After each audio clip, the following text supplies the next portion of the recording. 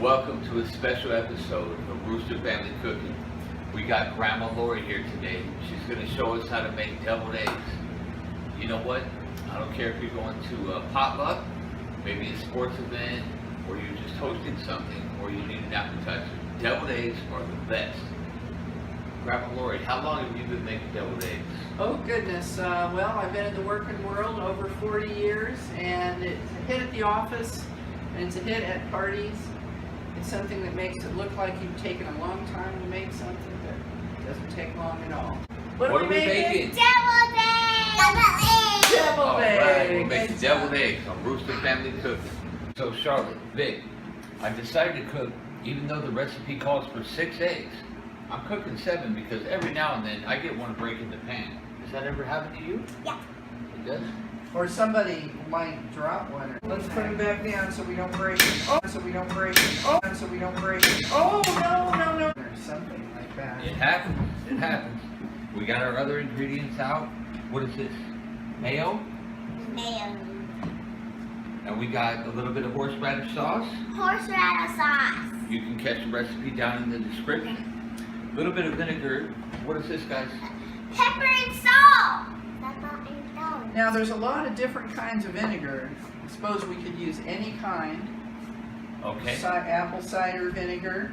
What's this kind? Oh, just plain Distilled white, just plain vinegar. So there's a lot of different kinds, and they all work just fine.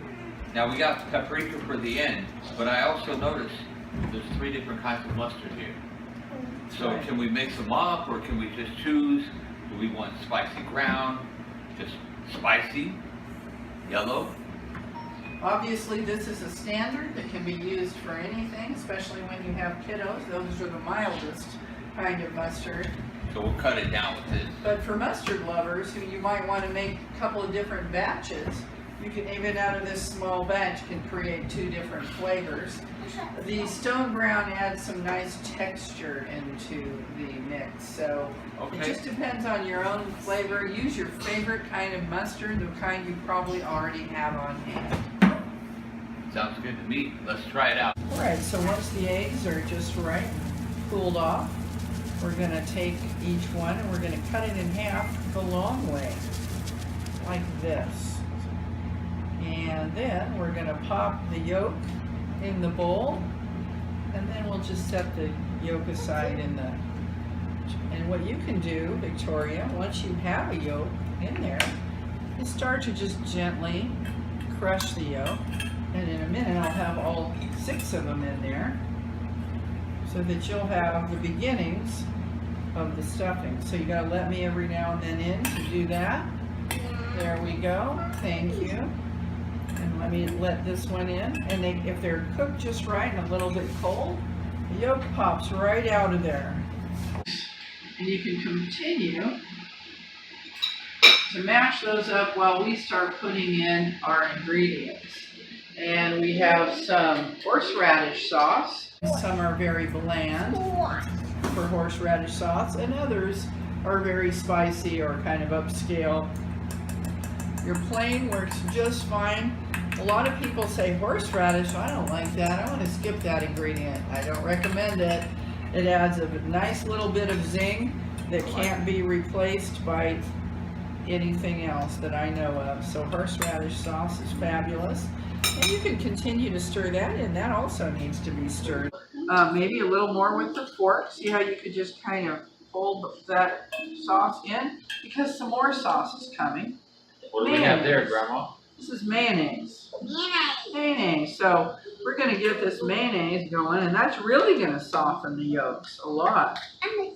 So stir it with a spoon or a fork, whatever works for you. Vinegar will be next. Okay. It's also just 1 teaspoonful. 1 teaspoon. And again, Mom, it's up to us what kind of vinegar we'd like to use. That's right. Most people don't have a lot of variety on hand if you don't cook a lot. So any kind works just fine. We're going to do a little bit of salt, about 1/4 of a teaspoon in there. We don't really need to measure it. So salt and pepper to taste. Salt and pepper to taste, regular table salt. Pepper. And, well, I don't want to have too much where it makes you sneeze, so stand back while I do that, and now stir it up a little. And we'll talk about different kinds of mustard. Do a combo today? Okay, what do you think we should do? Maybe mix these two? I don't know. I want to try the stone ground. Oh, how maybe about with let's the mix yellow these mustard. two? How about Okay. that, guys? All right. Does that sound good, Vic? All right, so we need to do this. You sure can. Pour that in, please. Pour it all in. And it probably won't come out as easy as you need it to, so let's see if we can't use this other spoon and just kind of clear it out of there. Get all that out. There you go. Kind of shake it down in there. And then I'll take that spoon because now we're going to use a little bit of this mustard. Right. This stuff's delicious. Now, there goes all that in there. Are we ready to put those in the eggs? Not yet. Not yet? I'm ready. All right, so use a small spoon. I'll hold the egg. You put it in there. There we go. This one could use one more spoonful because we want the egg full up. Alrighty. Alrighty. Good, good. Woo. It's okay if we use all of it. Oh, we want to use all of it. We want to use up every drop. So go ahead. You're doing great.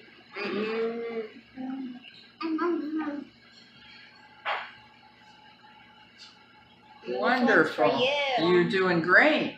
If one spoon isn't enough, just go ahead, dig in and get the other spoon, and you can make it heaping over the top. You don't have to fit it exactly. We like it when there's a little bit of extra heaping over the top. And so I think that one's good. That's pretty full. And then Grandma will take it from you and put it in the egg dish. And we want to have extra heaping. This was a little bit runnier than we normally want to end up with. So what we'll do is put it in the fridge for a few minutes and let them set up a little bit. Anywhere from 10 to 30 minutes. Now, you can either put the paprika on right now, or you can let them set up and then put the paprika on when you get it out, which makes them look a little more fresh by doing that. Let's do it when they get out. We're going to just gently sprinkle this paprika on this deviled eggs. So Vic, go ahead and try and just sprinkle them on the other half. Not too much, just sprinkle them on each egg. There you go. There you go, you found a way to do it at the bottom. There you go, and when you have what you think is enough paprika, and there's plenty of redness to contrast the yellow, then you are done. And there you have it, folks. Can we try one? Absolutely. Let's just try I'm one. going to try this one. All right. No. Stand up here, back up, and let Grandma bring the egg to you.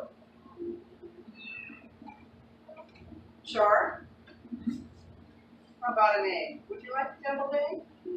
Okay, there you go. Just take a bite, jump in on that. I don't like the pepper. You won't taste it. The paprika, that's a good question. Thank you for asking Can that. you taste the pepper?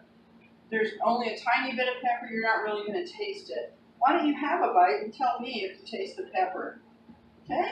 I don't think you'll taste it, Victoria. There you go. You tell It's not me. spicy at all. Is It's it very spicy delicious. or is that paprika and that stone ground mustard pretty plain? Let's see. I enjoy it. I think that's the right contrast of sweet and, just that much spice along with the egg. Delicious. I like it. Oh. Just like Mom used to make. There you go. She likes it and she doesn't even taste the pepper. Girls, success? Two thumbs up? Yes. All right. Join us next time. And what do we do? Subscribe down below. Well, subscribe down below. I always wonder what was said at the end. You like to taste the egg because I like to make Sure. and I love them. And see, even when they're running, they still taste good. They taste great.